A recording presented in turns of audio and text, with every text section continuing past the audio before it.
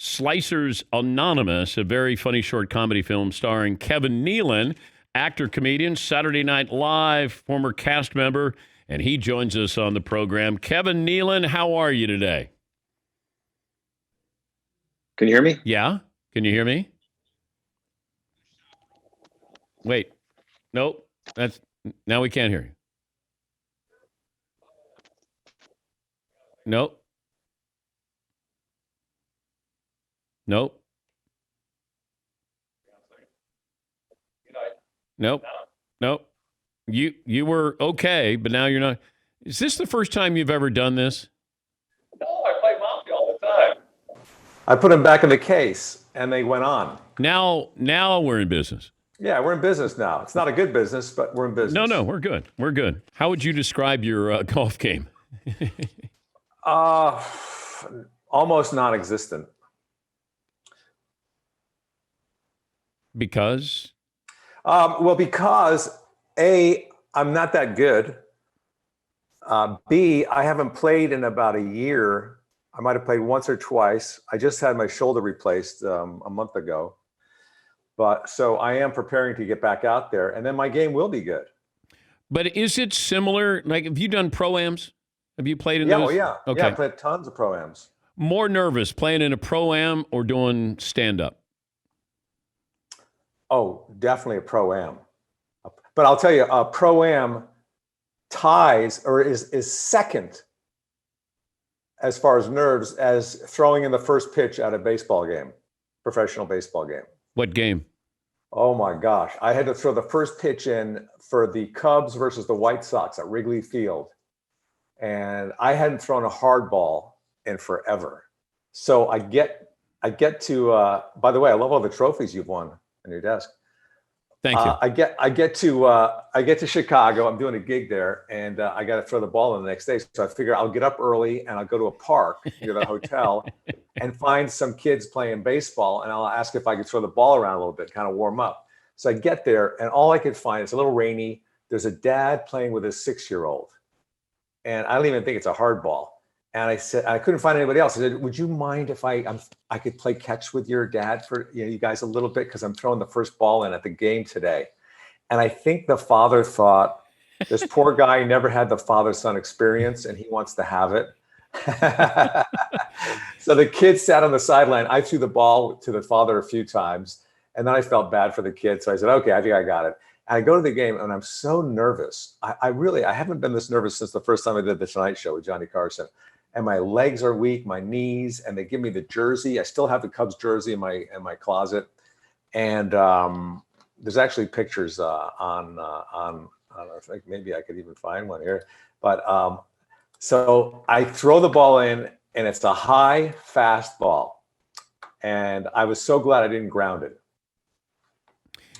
Because if you throw from the mound, that's what people, if you throw in front of the mound, that's the route to take. When you get on the mound, you inevitably either throw it really high or you throw it into the dirt. Yeah, but you got to throw it from the mound. Yeah. You can't get in front of the mound. That's like for an old president to do, But you were never that nervous on Saturday Night Live. No, because I will tell you, Dan, the year before I came on, the show was almost canceled because the ratings were so bad and it was so panned by the press. I thought, nobody's watching the show. Nobody's going to get, I mean, how much worse can we do? Not that they were a bad cast the year before, so it's just the synergy wasn't there with the writing.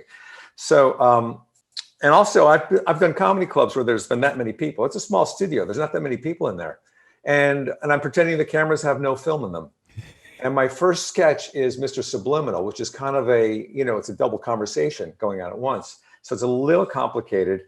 And 5 seconds before I go on, Lorne Michaels, the producer, puts his hand on my shoulder and he says, "Are you sure this is what you want?"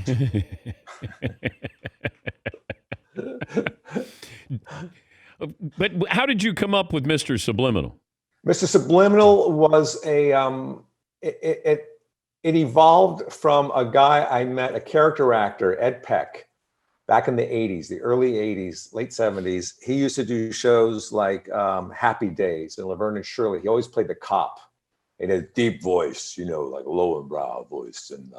And he took a liking to me. And we went to Cantor's, this delicatessen in Hollywood. After he would always come out and hang out at the Improv, where I used to pretty much live. And he said, "I'm going to do this thing to the waitress. I want you to pay attention." And so he would order from the waitress. He'd go, I think I'm going to have a cheeseburger for her. And why don't you also give me, and he put in these vulgar words, profanity, So just under his breath.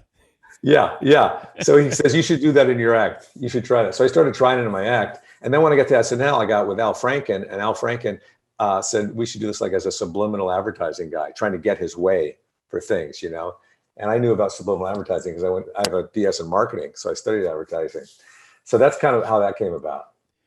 When do you know that you got something on Saturday Night Live?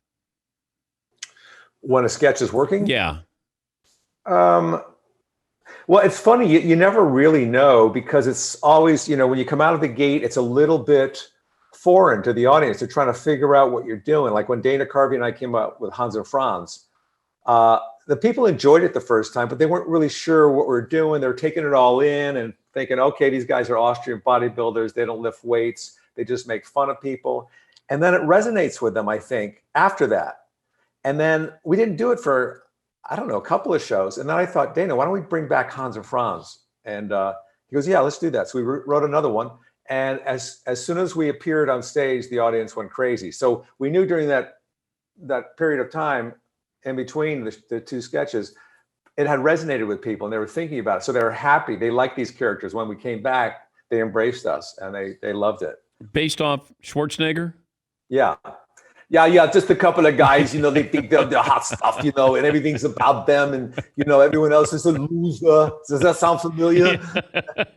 Did he respond? Oh yeah. It's funny, at first you think, oh man, these people are gonna get mad at us for making fun of them, and it's really quite the contrary. People, like, I remember Dana would do Casey Kasem, and Casey would send him cases full of CDs because he loved it, It only brought attention to these people. And Arnold loved it. He took those characters and he ran with them, because we said, we're distant cousins of Arnold Schwarzenegger. He's our cousin. He is the perfect embodiment of Papatude. And so when he ran for governor, he was using all of our catchphrases, like, don't be the girly man, don't be a loser. You got the votes for me. I'm the perfect embodiment of governance. He's Kevin Nealon, actor, writer, comedian, former Saturday Night Live cast member, and working with Callaway, the newest Bertha B21. We just watched the video there. Your catchphrase is, your slice is not your swing. Your slice is not your swing. Yeah. Explain that. Well, a lot of people have a slice. Most people that golf are not good. I remember golfing once at I'm going blank on the name of it. Up by the AT&T. Pebble Beach. Pebble Beach. Yeah. And I said to my caddy, I said, you get mostly good golfers on this course. He goes, no, they're mostly bad. All bad, just tourists. They want to golf on the course. So, most people are not good golfers, and they have something going on with their swing, like a slice or something, And so this Callaway approach, this philosophy is, it's not your, what is it? It's not your slice, it's your swing. Your slice is not your swing. Your slice is not your. Yeah. Your slice is not your swing. Are you sure that you're? Why do I know more about it than you do, and you're in the commercial? I couldn't remember the name of Pebble Beach. How am I supposed to remember the name of a catchphrase? So is the guitar just a prop? Because you used to be in bands, didn't you? Were you in garage bands? I was in garage bands, and I love playing the instruments. What's your go-to song on guitar? The one I'm learning right now, in fact, last night and this morning, because during COVID, I'm learning a lot. I'm learning how to paint. I'm learning songs that I never finished. There was a song I heard somebody play on Instagram. I thought, I remember that song. That's a cool song. And it's by Crowded House, Don't Dream It's Over. I sing it all the time. Do you really? Yes. Around the studio, I sing it. We brought it up yesterday on the show. Can you grab your guitar? You play it. Let's go. Okay. I'm not a good singer, but I'll play it. All right. You sing it. This can't be pretty.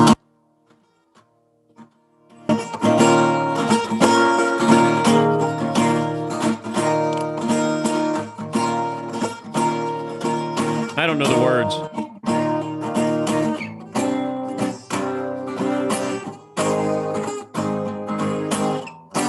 Don't dream it's over. Hey now, don't dream it's over. Hey now, in a war It's a good thing we're not between us. musicians. Hey now. Oh, You know what, too, Dan? I never knew lyrics. I don't think I know the lyrics to any one song except for maybe "Happy Birthday." best musical act you saw on Saturday Night Live? That's a really tough one because we had so many of these these dinosaurs that I grew up listening to, like Keith Richards, Mick Jagger, Paul Simon, James Taylor, Eric Clapton. Did you get to hang with Aerosmith. them? Yeah. They would actually sometimes they would play afterwards when the show was over. They do a little concert. They'd play like 3 or 4 more songs, like Paul McCartney and Paul Simon, and I was always a big fan of James Taylor. So when he came on, I kind of befriended him, and he said, I always say this, but maybe we should go out and get dinner sometime, and get together. And I'm thinking, oh my God, James Taylor, sweet baby James, asking me out on a date. Did you ever go out? I did. I went to his house in New York. I went up the elevator. I was shaking like a leaf, man. I was like going on a date. And he opens the door and he's got his jacket on. He's ready to go. He's ready for me. And we go to this Cuban restaurant on Broadway. It was great. We hung out and then went back, dropped him off. And the whole way back, I'm thinking, do I hug him? Do I kiss him? I don't know what to do. You can check out Kevin. He is pairing up with Callaway, the newest Bertha, the B21. And Your Slice Is Not Your Swing. Also, Kevin's YouTube show, Hiking with Kevin. And it's always great to talk to you, Kevin. We hope you're doing well. You too, DP. Thank you, man. Good talking to you. Kevin Nealon, Callaway Golf, a YouTube channel, Slicers Anonymous there.